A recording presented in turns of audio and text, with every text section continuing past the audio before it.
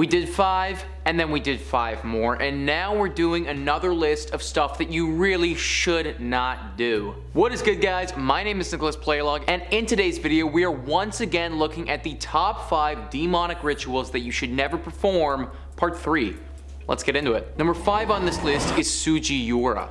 Sugiura is a Japanese fortune-telling ritual that's goal is to tell the user their future. To do this, you're gonna need to summon what many people believe is an undead spirit or a demon, and whenever you do that, there are always some risks involved. You're gonna need a few things to perform this ritual. A comb, something to cover your face with, not just a mask, but your entire face has to be covered, and to be at a crossroads that won't be busy. Head to the crossroads with your comb and your face covering. You'll want to get there around 11:50 at night.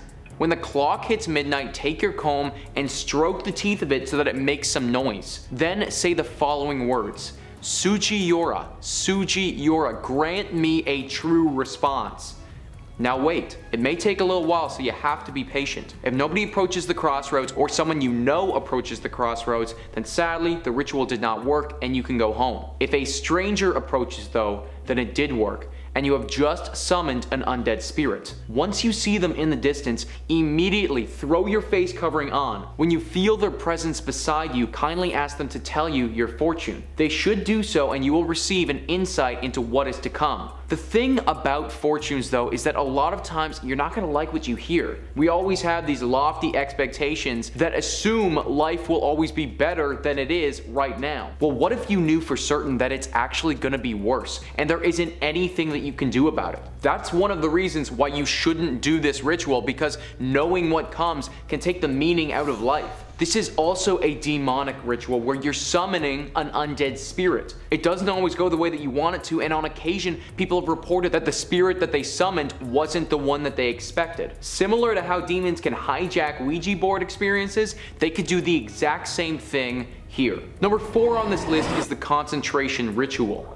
This is a pretty strange one where you'll actually learn how you're going to die. If you want to do this, then you won't be able to do it by yourself. You're gonna need another person to help you. Close your eyes and clear your mind. Have your friend stand behind you and lightly pound your back as they begin the concentration chant. Now for this video, I'm not going to go through the entire chant because it's actually really long, but to sum it up, there are 5 verses that act as a way of hypnotizing you and sending your spirit away from your body.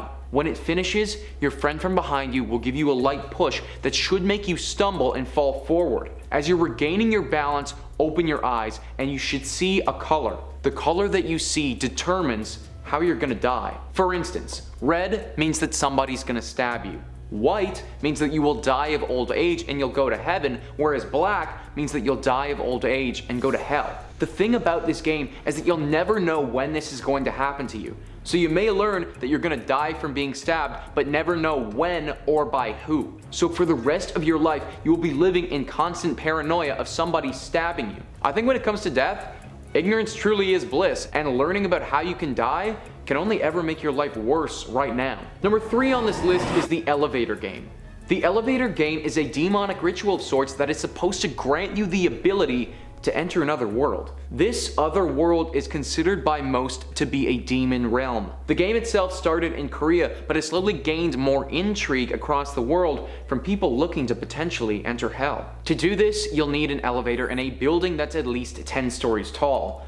The building that you're in should ideally be as empty as possible. Get in your elevator and then proceed to these following floors in order. First, you go to the 4th floor, then you descend to the 2nd floor. Then up to the 6th, and then back down to the 2nd, and then go all the way up to the 10th floor, and then finally back down to the 5th. Now at the 5th floor is when things get interesting. People have done this and have reported having an encounter with a woman. This woman looks normal on the outside, but I promise you that she isn't to be trusted. She will enter the elevator from the 5th floor and do anything she can to gain your attention. This could come in the form of flattery, or she may even antagonize you, but whatever you do, do not pay her any mind at all. There doesn't seem to be a conclusive answer to what happens if you speak to her. However, death or an eternal haunting, these are very much on the table. Once she enters and you don't speak to her, press the 1st floor. If you descend to the 1st floor, get out of the elevator and don't look back. You weren't accepted into the other world. If the elevator starts to go up when you press the 1st floor though, then congratulations. you just made it into the demon realm. The elevator will rise to floor 10, and when the doors open, you will find yourself staring out at a very different version of the 10th floor.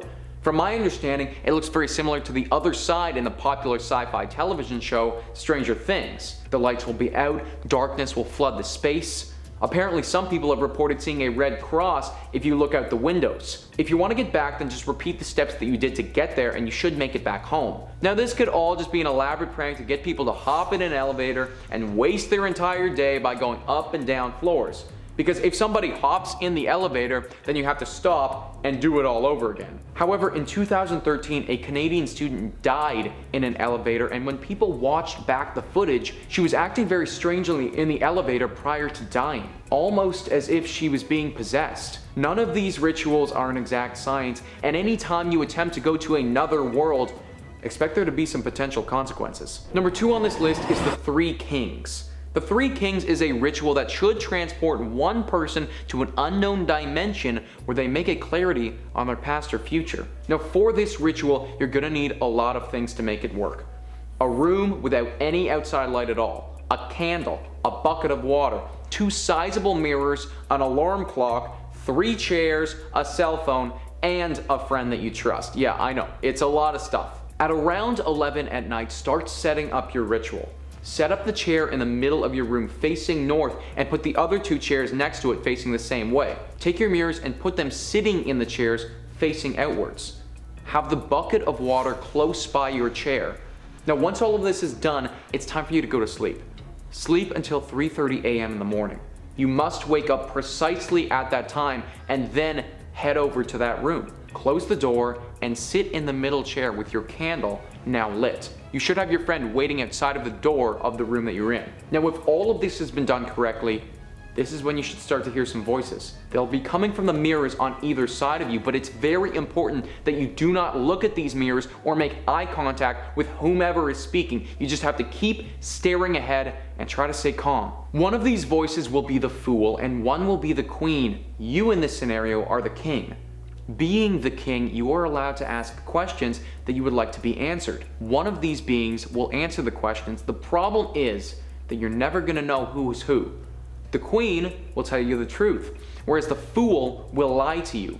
Not knowing who is who and having no way to find out makes it very difficult to discern the truth to these questions. Sometimes they may even respond to your question with one of their own, in which case you're obligated to reply. You will be able to speak to these beings for 1 hour, and right as that hour is up, your friend on the outside needs to get your attention. They should knock first, then try to call you.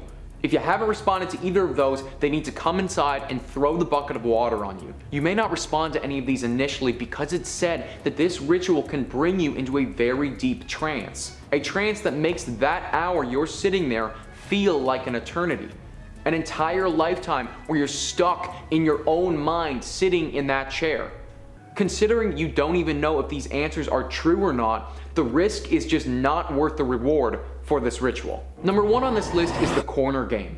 This may be classified as a game, however, it is basically a summoning ritual to bring a demon or ghostly spirit to our world. You can't perform this one on your own. You're going to need to have 4 people in total if you want to do this. You're also going to need access to a house without anything living in it other than you and your 3 friends. Turn off all the lights in your building or your home except for the ones in the room that you've chosen to perform the ritual. This room that you've chosen to do your ritual in, it has to have exactly 4 corners. Can't have any more, can't have any less. Head into your room and speak your name 3 times as you enter. Now, before you enter the room, you'll have chosen a speaker. From here on out, after you've said your names, they are the only person that's allowed to say anything. Once you're inside and you've all repeated your names, close the door and turn off the lights. Everyone has to go to a corner of their choosing now and face into it with their backs to the center of the room. The speaker will then count to 3, and after they have done so, everyone has to move to the next corner of the room in a clockwise direction without looking at the center of the room. Do this exactly 4 times so that you end up in the same corner that you started in. Once this is completed, you will feel the presence of a figure in the center of the room. This is the demon or ghostly spirit that you have just summoned. Now, what's kind of ridiculous about this is that you've just summoned this being, but you're not actually allowed to turn around and look at it. You have to remain with your back to the wall and just feel its presence. After you've had enough, you need to do the completion procedure, which is where everyone says their full name backwards 3 times, and then one by one, exit the room hoping that the being doesn't follow you or isn't still there. People trying this game have reported having one of their members disappear and not being able to get them back. People have also said that sometimes the room is now forever haunted by this thing that you just summoned. Either way, I would never do this because you literally can't even see the demon that you just brought here. You go through all of this trouble, risk your life to just stand with your back to the room, staring at a corner. Not really my idea of a good time. Well, there you have it, guys. That is our list of the top 5 scary demonic rituals that you should never perform, part 3. Before I sign off, I just want to do a few comment shoutouts from part 2 of this video. Wendy Spiesman asks, will that closet demon give me more closet space?